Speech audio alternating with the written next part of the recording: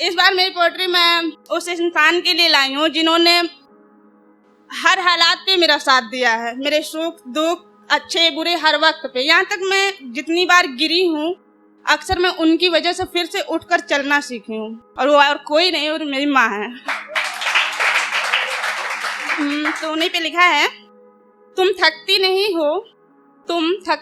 हो माँ थक कर भी, तुम रोती नहीं हो माँ टूट कर भी, तुम चलती रहती हो ठहर कर भी, तुम बोलती बहुत कुछ हो इन खामोश आंखों से चुप रह कर भी। मैं जानती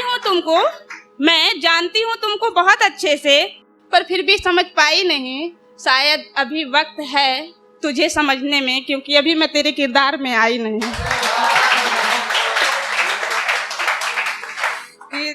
छोटी सी कुछ लाइनें हैं जो मैंने मम्मी के लिए लिखा है। एक्चुअली मैं अपने मम्मी से बहुत दूर रहती हूँ, मैं इलाहाबाद में और वो बांदा में, तो उसी से कुछ रिलेटेड। आप मेरी मंजिल का वो रास्ता हो मम्मा जो मुझे कभी भटकने नहीं देता, आपकी दी हुई उम्मीद उस रास्ते पे चलकर मुझे कभी थकने नहीं देती, आपकी वो मुस्कान जैसे उस रास्ते पे लगे फूल की खुशबू हो, आपकी वो मुस्कान जैसे उस रास्ते पे लगे फूल की खुशबू हो, और आपकी वो डांट जैसे उस रास्ते पे गिर कर संभल कर गिरना और फिर चलना कुछ ऐसा मुझे सिखा रहा हो। आपकी वो प्यारी सी झप्पी जैसे उस राह पर आई हुई हर मुश्किलों को टाल देती है, आपके साथ हुई वो हर रोज की घंटों की गॉसिप जैसे उस राह पर मुझे एक अच्छे और सच्चे दोस्त की कमी को भी टाल देती है।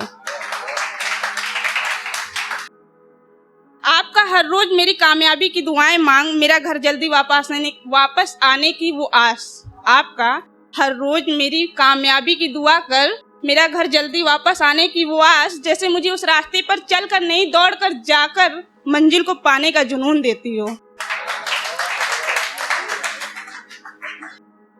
एक्चुअली एक दिन मैं कोचिंग जा रही थी, तो रास्ते में मैंने एक ई रिक्शा वाले को देखा और एक साइकिल वाला रिक्शा। आप लोग जानते होंगे ज्यादातर लोग ई रिक्शे में ही बैठ करके निकल लेते हैं और वो साइकिल वाले रिक्शे बेचारे खड़े ही रहते हैं। तो उसी पे मैंने लिखा था कि एक्चुअली मैंने देखा कि 2-4 सवारियां थी, उन्होंने कहा कि आइए बैठिए, और बैठने ही वाली थी कि ई रिक्शा आया और वो सारी सवारियां उसी में चली गई।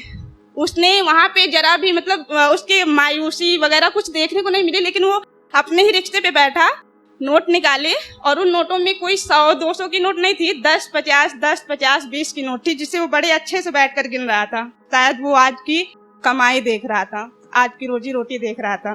तो उसी पे मैंने लिखा था कि एक सैलाब को दिल में पलते देखा, बेबसी को मजबूरी में बदलते देखा।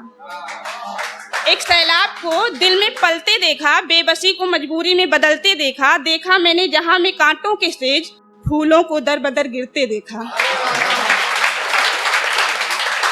बुराइयों को पल पल हंसते देखा, अच्छाइयों को हर पल मरते देखा, किसी का भूखे पेट सो जाना देखा, तो कहीं 56 भोगों से लगा खाना देखा। इंसान को इंसान से जलते देखा, निर्दोष को फांसी चढ़ते देखा, वृद्धाश्रम में इच्छाओं को मरते देखा, हाँ बेजुबानों की आंखों में मैंने दरिया बहते देखा। अब कुछ लाइन में पेश करूंगी। पहले मैं थोड़ा सा कुछ अच्छा सा बोल दूं। झूठ बोलने की भी इंतहा कर रही हूं